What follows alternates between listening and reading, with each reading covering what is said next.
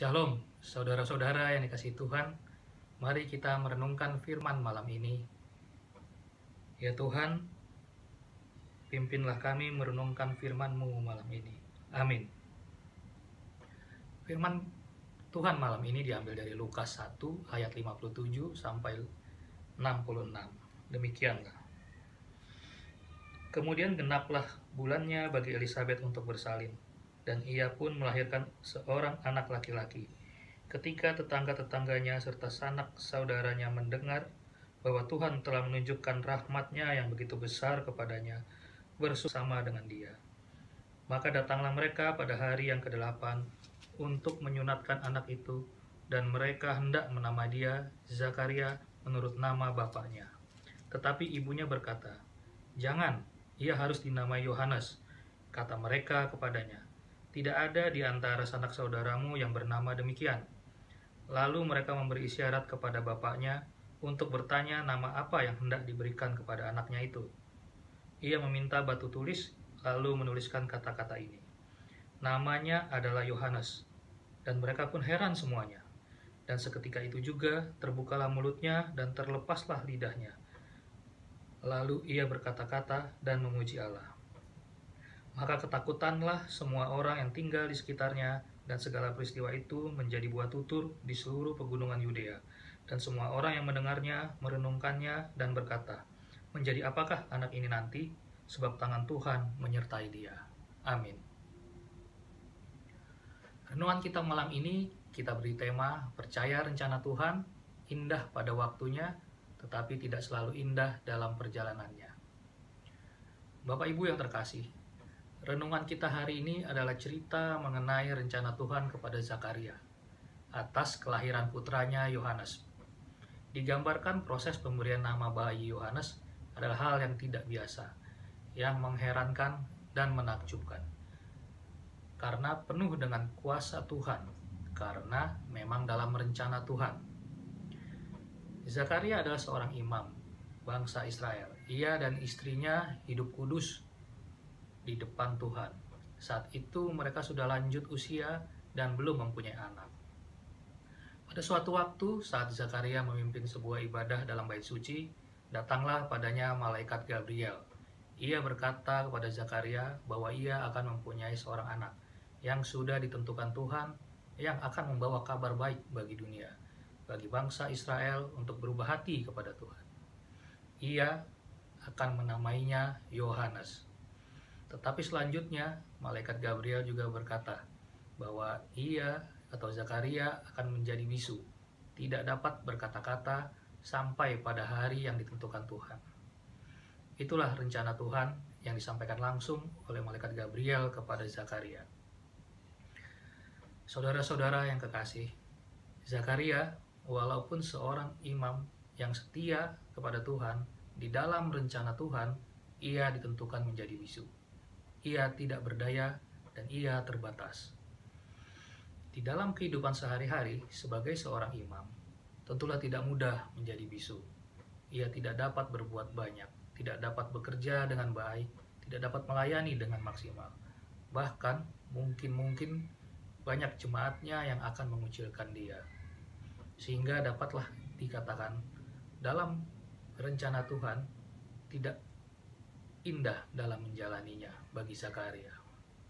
Tetapi Zakaria memilih untuk tetap setia. Ia tidak menolak, ia tidak memberontak, ia tetap taat kepada Tuhan. Hingga pada hari yang ditentukan Tuhan, ia mengingat malaikat Gabriel dan menamai anak itu Yohanes.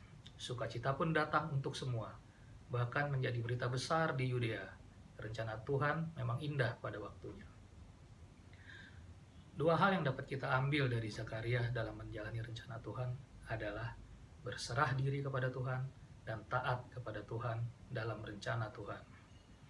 Mungkin kita berpikir, aku bisa saja taat seperti Zakaria jika mendapat pengalaman berjumpa dengan malaikat, atau jika Tuhan memberitahukan rencananya kepadaku. Tetapi jangan lupa, dalam perjumpaan itu malaikat Gabriel tidak saja memberitahukan rencana Tuhan, tetapi juga memberitahukan hal yang tidak mengenakan. Dia mengatakan bahwa Zakaria akan bisu sampai pada hari yang ditentukan Tuhan. Belum jelas sampai pada kapannya. Dan pertanyaannya bagi kita, sanggupkah kita menerima rencana seperti itu? Sanggupkah kita berserah diri dalam rencana seperti itu? Atau sanggupkah kita taat dalam rencana seperti itu? Ya, sekilas mudah kita untuk menjawabnya, tetapi sulit untuk melaksanakannya. Seringkali hal keuangan, pekerjaan, kesehatan, atau permasalahan dunia mengusik ketaatan kita kepada Tuhan. Kita sering juga berpikir, tidak taat sebentar boleh, tidak taat sedikit boleh, atau nanti taat lagi, atau argumen-argumen lain kenapa kita tidak taat. Dan tentu bukan itu yang diharapkan Tuhan. Tuhan mengharapkan kita taat sepenuhnya, seperti Zakaria melakukannya. Saat ini memang Tuhan tidak mengirimkan malaikatnya secara langsung kepada kita untuk memberitahukan rencana kita. Mungkin kita tidak tahu rencana Tuhan, kita tidak melihat rencana Tuhan, kita ragu akan rencana Tuhan dalam hidup kita. Tetapi sebagai orang yang percaya, percayalah bahwa perjalanan hidup kita tidak lepas dari rencana Tuhan. Percaya bahwa rencana Tuhan ada bagi kita. Sekali lagi, kita percaya bahwa rencana Tuhan ada. Karenanya, selalulah berserah diri dan taat hingga pada waktunya yang Tuhan sudah tentukan. Kita akan dibukakan rencananya, diperlihatkan, dan kita akan melihat indahnya rencana Tuhan. Saudara-saudara yang terkasih, mungkin tidak mudah kita melewati hari-hari kita saat ini.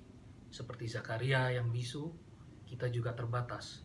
Terbatas dalam ekonomi, terbatas dalam kesehatan kita, pendidikan, karir pekerjaan, hubungan sosial, ataupun permasalahan kita masing-masing. Kita terbatas. Atau dapat kita katakan juga bahwa dalam menjalani rencana Tuhan ini tidaklah indah dalam hidup kita. Tetapi marilah kita semua percaya, memahami, dan mengikuti apa saja rencana Tuhan ini. Mari menjalani hidup dengan berserah dan taat kepada Tuhan sampai pada di mana hari sudah ditentukan Tuhan. Dan pada saatnya kita akan melihat rencananya terbuka, dan pastilah hal indah yang kita lihat. Roh Kudus akan menolong kita selalu. Tuhan Yesus memberkati. Amin. Mari kita berdoa. Bapa kami yang di surga, terima kasih atas firman-Mu malam ini. Firman ini mengingatkan kami bahwa ada rencana Tuhan dalam hidup kami. Ajari kami untuk ingat hal ini. Ajari kami untuk berserah dan tetap taat kepadamu, sampai pada hari yang sudah Engkau tentukan. Roh Kudus, tolonglah kami dalam menjalaninya. Terima kasih Tuhan, dalam nama Tuhan Yesus kami bersyukur. Amin.